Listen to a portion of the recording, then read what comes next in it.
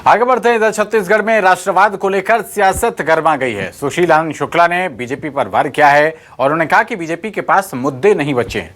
PM Modi की विदाई निश्चित है, ये कहा है सुशील आनंद शुक्ला ने। उन्होंने कहा कि धर्म के आधार पर बीजेपी बांटती है। राष्ट्रवाद को लेकर सियासत गरमाती हुई नजर आ रही है। कांग्रेस पार्टी के संचार विभाग के प्रमुख सुशील आनंद शुक्ला ने अब भारतीय जनता पार्टी पर जुबानी हमला बोला है। उन्होंने कहा कि धर्म के आधार पर बीजेपी बांटती है, बीजेपी के पास मुद्दे नहीं बचे हैं।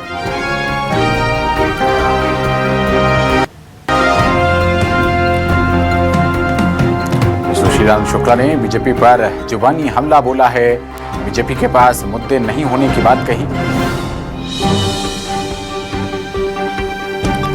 और उन्होंने कहा कि पीएम मोदी की विदाई निश्चित है। सुशील आनंद शुक्ला बीजेपी पर बरसते हुए भड़कते हुए धर्म के आधार पर बीजेपी के बांटने की बात भी उन्होंने कही।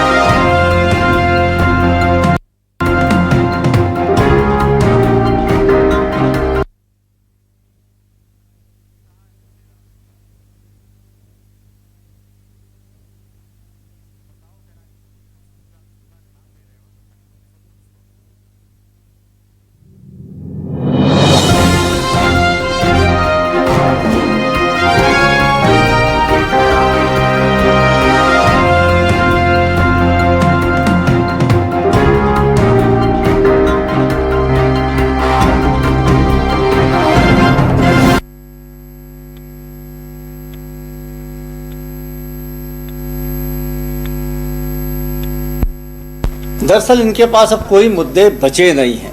3 चरण के बाद में यह स्पष्ट हो गया कि मोदी जी की विदाई जनता ने सुनिश्चित कर दी है। अब भारतीय जनता पार्टी मीट मछन मछली मंगलसूत्र से लेकर राष्ट्रवाद तक पहुंच गई है। अरे पाकिस्तान का भय हिंदुस्तान को मत दिखाओ।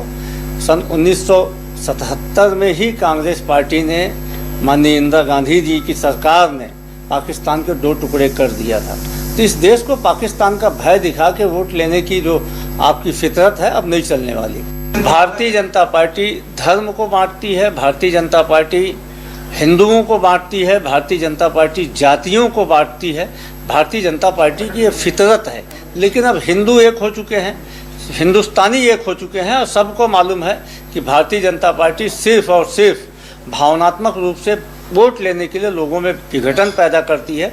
अब ये कुछ कर ले कोई फर्क नहीं पड़ने वाला। सारे हिंदुस्तानी एक हैं, चाहे हिंदू हो, मुसलमान हो, सिख हो, ईसाई हो, सब एक हैं। तो सुशील आनंद शुक्ला लगातार जुबानी हमले करते हुए भारतीय जनता पार्टी पर, राष्ट्रवाद को लेकर प्रधानमंत्री मोदी पर भी बरसे। उन्होंने कहा कि पाकिस्तान के नाम पर अब डराना बंद करें, क्योंकि पाकिस्तान के 2 टुकड़े इंदिरा गांधी पहले ही कर चुकी हैं। और इसी विषय पर बात करने के लिए हमारे साथ राजीव चक्रवर्ती जी जुड़ रहे हैं, भारतीय जनता पार्टी के प्रवक्ता हैं। राजीव जी, बहुत स्वागत है आपका न्यूज़ 24 पर। सुशील आनंद शुक्ला का कहना है कि बीजेपी के पास अब कोई मुद्दे नहीं बचे हैं। आप लोग पाकिस्तान का भय मत दिखाएं, क्योंकि पाकिस्तान के 2 टुकड़े इंदिरा गांधी कर चुकी हैं। क्या प्रतिक्रिया है आपकी राजीव जी? देखिए, बिल्कुल वो सही बोल रहे हैं, कोई मुद्दे नहीं है। विपक्ष के पास कोई मुद्दा नहीं है कि विपक्ष के आधार पर सरकार को घेरे। लेकिन जहां तक पाकिस्तान का मुद्दा है, वो बिल्कुल जो जिस प्रकार से मणिशंकर अय्यर जी ने कहा है, पाकिस्तान के बम है, डर के चलना चाहिए, समझौता करना चाहिए, तो उससे दिखता है कि कांग्रेस के मन में पाकिस्तान के प्रति अगाध श्रद्धा है। और अगर हम पॉजिटिव मुद्दे की बात करें तो जिस प्रकार से सड़क से लेकर सदन से हर तरफ में भारतीय जनता पार्टी ने परचम लहराया है और लोगों के लिए काम किया। चाहे रोजगार की बात करें तो जिस प्रकार से 45,000 करोड़ लोन बांटकर स्वरोजगार की बात कही है, सड़कों के लिए जो पूरी सड़कों की योजनाएं थी, प्रधानमंत्री सड़क योजना से लेकर तमाम, तो ये सारे मुद्दे दिखते हैं कि देश अगर तीसरी अर्थव्यवस्था बनने जा रही है तो उसके पीछे मोदी जी की एक लॉन्ग टर्म पॉलिसी है। और ये देश पहली बार एक सकारात्मक चुनाव की तरफ जा रहा है जिसमें कोई नकारात्मक मुद्दा नहीं है। लेकिन राजीव जी, वो तो कह रहे हैं कि पीएम मोदी की विदाई निश्चित हो गई है, आप लोग सिर्फ हो अल्लाह कर रहे हैं। देखिए, सपने देखने में कोई टैक्स नहीं लगता। वो सपने देख रहे हैं, विदाई का सपना देख रहे हैं, और जनता देख रही है कि तीसरी बार उनकी ताजपोशी होगी और एक ये भारत का सेवक तीसरी बार ऐतिहासिक रूप से उनकी एक वो मैंडेट के साथ, बड़े मैंडेट के साथ आ रहे हैं। तो अब अच्छा ही क्या है इंडी गठबंधन के पास कि ख्वाब देखें, शेख चिल्ली के ख्वाब देखें और मुंगेरी लाल के हसीन सपने देखें, वही बात रह गई है केवल। ठीक है राजीव जी, इसी बीच हमारे साथ कांग्रेस पार्टी के प्रवक्ता धनंजय सिंह ठाकुर जी भी जुड़ गए हैं। धनंजय जी, आपका भी बहुत स्वागत है न्यूज़ 24 पर। आप लोग कह रहे हैं कि पीएम मोदी की विदाई निश्चित है, कैसे, क्या आधार है इसके पीछे धनंजय जी? देखिए, भारतीय जनता पार्टी के प्रवक्ता साथी ने कहा कि शेख चिल्ली जिस शब्द का इस्तेमाल किया है, तो ये देश तो देख रहा है कैसे शेख चिल्ली टाइप की भारतीय जनता पार्टी की सरकार चल रही है। ना लोगों के हाथ में रोजगार है, ना लोगों को महंगाई से राहत मिल पाया है, ना कोई नई योजना बना पाए हैं। अगर नरेंद्र मोदी जी कोई काम करते 10 साल में, तो मंचों के माध्यम से उस काम को गिनाते, ना कि ये बात नहीं करते कि कोई मछली खा रहा है, कोई मटन खा रहा है, मंगलसूत्र छीनने जाएगा, मुसलमान की संख्या बढ़ गई है, या जो उसकी अमनस्ता की जो राजनीति है वो अपनी काम गिनाते। 10 साल में काम तो किए नहीं है सिवाय बड़ी बड़ी बातों के अलावा। और इस बार निश्चित तौर पर जो देश भर में आक्रोश जनता का भारतीय जनता पार्टी के खिलाफ दिख रहा है और मोदी सरकार की जो नाकामी है, इस तय हो गया कि 4 जून को नरेंद्र मोदी जी पूर्व प्रधानमंत्री हो जाएंगे और भारतीय जनता पार्टी की जो व्यवस्था की जो राजनीति है, जो तानाशाही की राजनीति है, इससे देश आजाद हो जाएगा। इंडिया गठबंधन की सरकार बनेगी, लोगों को रोजगार मिलेगा, महंगाई से राहत मिलेगा। राजीव जी, 4 जून को पूर्व प्रधानमंत्री हो जाएंगे पीएम मोदी।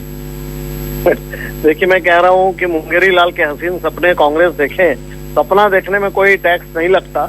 और इनकम्बेंसी, प्रो इनकम्बेंसी फैक्टर, एक एंटी इनकम्बेंसी रहती थी कांग्रेस के समय, जो कांग्रेस की सफाया हो गई बहुत सारे राज्यों में, और ये प्रो इनकम्बेंसी है। प्रो इनकम्बेंसी में बहुत सकारात्मक परिणाम आ रहे हैं, जगह जगह मोदी जी का स्वागत हो रहा है, भारतीय जनता पार्टी की सरकार प्रचंड बहुमत से जीतने जा रही है।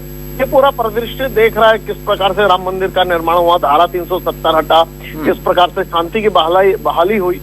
जो बम विस्फोट होते थे गली गली चौराहे पर, और हमारे कांग्रेस के प्रधानमंत्री कहते थे कि हम बदला जरूर लेंगे, और अमेरिका के पास जाकर होते थे। तो राष्ट्र की मुद्दे हो, अंतर्राष्ट्रीय मुद्रा के मुद्दे की बात हो, हर मोर्चे पर भारतीय जनता पार्टी की एनडीए सरकार सफल हुई है। और कल तो इंडी गठबंधन के प्रमुख अरविंद केजरीवाल ने खुद घोषणा की कि भाजपा की सरकार बनेगी। अब वो किंतु परंतु अमित शाह जी होंगे, मोदी जी होंगे, तो इनके गठबंधन के प्रमुख नेता ही कह रहे हैं कि भाजपा की सरकार बनने वाली है और प्रधानमंत्री बदले जाएंगे, 4 महीने बाद बदले जाएंगे, 10 महीने बाद बदले जाएंगे। तब जब वो जेल से छूटने के बाद जो व्यक्ति गठबंधन का प्रमुख व्यक्ति कहता है कि प्रधानमंत्री बदले जाएंगे, यानी वो मान चुके कि प्रधानमंत्री वही रहेंगे। चलिए ठीक है, ये तो 4 जून को पता चल जाएगा कौन प्रधानमंत्री रहने वाला है या फिर बदलने वाला है। बहुत शुक्रिया राजीव जी और धनंजय जी, आप दोनों का न्यूज़ 24 को समय देने के लिए।